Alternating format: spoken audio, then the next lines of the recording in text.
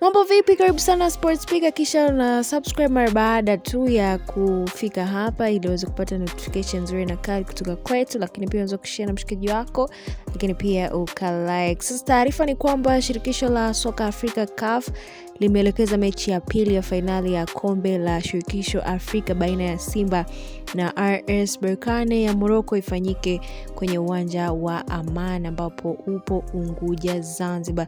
Na hii imekuja mara baada ya tatizo la uwanja wa Benjamin Mkapa kujaa maji wakati wa mvua.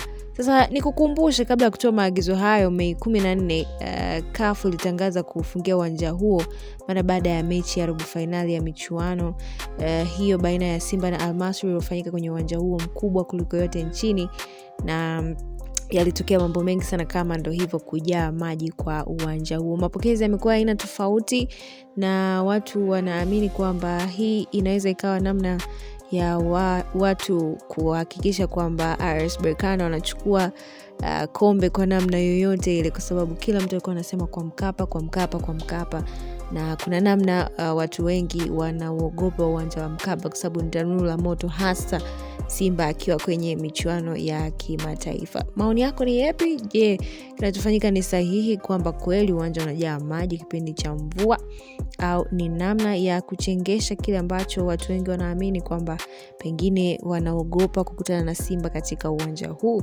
Tuachie maoni yako hapo kwenye uwanja wa comment na sisi tutausoma. Hakikisha una subscribe.